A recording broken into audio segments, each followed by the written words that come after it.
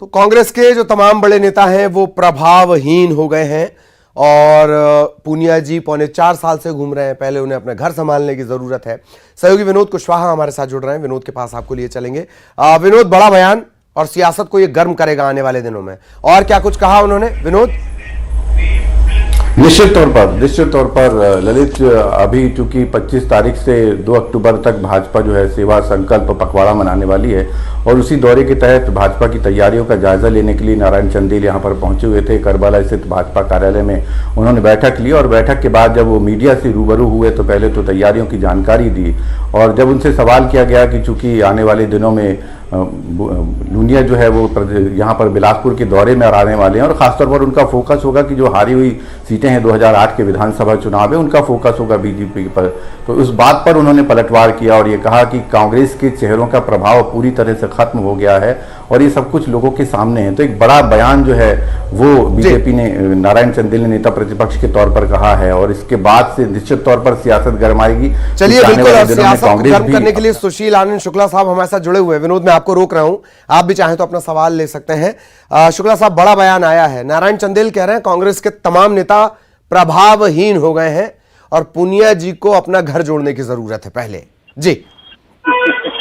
अब ऐसा है कि नारायण चंदेल जी संभवतः भारतीय जनता पार्टी के बारे में ऐसा बोल रहे हैं, क्योंकि स्थितियां जो देख रहे हैं हम और आप पिछले कुछ महीनों से भारतीय जनता पार्टी के नेताओं के बारे में जिस प्रकार से चीजें चल रही हैं कि नारायण चंदेल जी को कौशिक जी को हटा के बनाया गया, अरुण साहू जी को, विष्णुदेव साय को हटा के बनाया गया, सारे के सारे पूरी की पूरी सारे घर के बर्तन बदल डालू वाली स्थिति भारतीय जनता पार्टी में बनी। प्रभावहीन तो ये लोग हुए हैं।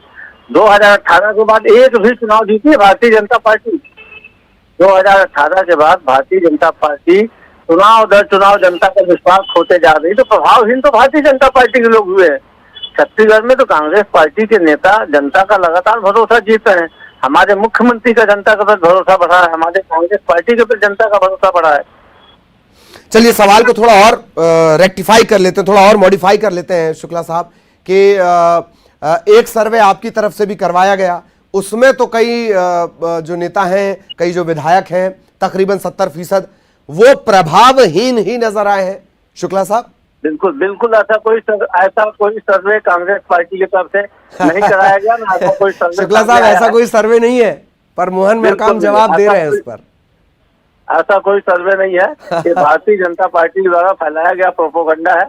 हमारे तो जो भी अभी हमने पदयात्रा किया था तो हमारे विधायकों की पदयात्रा में हुजूम आ रहा था, जनता का हुजूम, कहीं से कोई ऐसी भारतीय जनता पार्टी में जरूर ये भाग की स्थिति है, और इस बात को भारतीय जनता पार्टी का नेतृत्व समझ रहा है।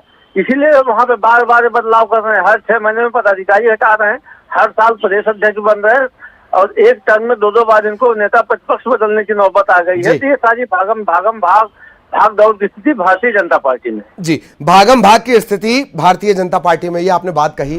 पर गोवा देख लिया जाए या नॉर्थ ईस्ट के राज्य देख लिए जाए, गोवा में विधायक और नॉर्थ ईस्ट के कई राज्यों में जो छोटे छोटे कार्यकर्ता होते हैं, वहां पर भगदड़ जैसी स्थिति है कांग्रेस में। कोई खास वजह शुक्ला साहब? बिल्कुल, मैं इस सवाल का कम से कम आपसे तो जरूर इंतजार करता था। तो आप राष्ट्रीय परिप्रेक्ष्य में बात कर रहे हैं, छत्तीसगढ़ के परिप्रेक्ष्य में? जी, राष्ट्रीय परिप्रेक्ष्य में सुशील आनंद शुक्ला साहब। आप एक काम करिए, आप अपने उसमें न्यूज 18 को आवेदन करिए कि आपको नेशनल एंकर बना दें। छत्तीसगढ़ का रीजनल एंकर। शुक्ला साहब, आपके पास कोई जवाब है? मेरे पास जवाब है। दरअसल वहाँ पे भारतीय जनता पार्टी लोकतंत्र को मरमाहत करने का काम कोशिश कर रही। छत्तीसगढ़ में मजबूत स्थिति में, सरकार में 3/4 स्थिति में, लेकिन हमने एक भी भारतीय जनता पार्टी के कार्यकर्ता को, एक भी भारतीय जनता पार्टी के नेता को प्रलोभित करने के, आतंकित करने का काम नहीं किया है जी। देश भर में भारतीय जनता पार्टी यही काम कर रही है।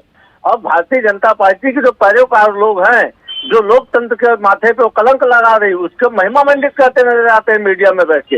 ये बड़ी दुखद स्थिति है, जबकि इस चीज के बारे में देश के हर प्रबुद्ध वर्ग को चिंतित होना चाहिए।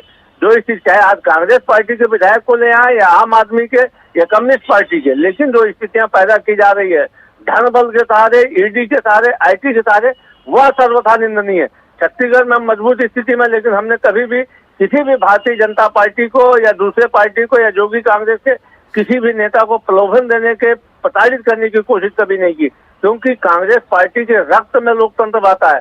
हम लोकतंत्र को सिंचित करते हैं और आप जैसे प्रबुद्ध मीडिया के साथियों से भी हम यही अपेक्षा रखते हैं कि आप लोग भी लोकतंत्र को मजबूत करने की दिशा में काम करेंगे। जो गलत है उसको गलत कहने का साहस दिखाएंगे, जो सही है उसको सही करने का साहस। ठीक ठीक, शुक्ला साहब, गलत सही ये आवाम पे छोड़ा जाए।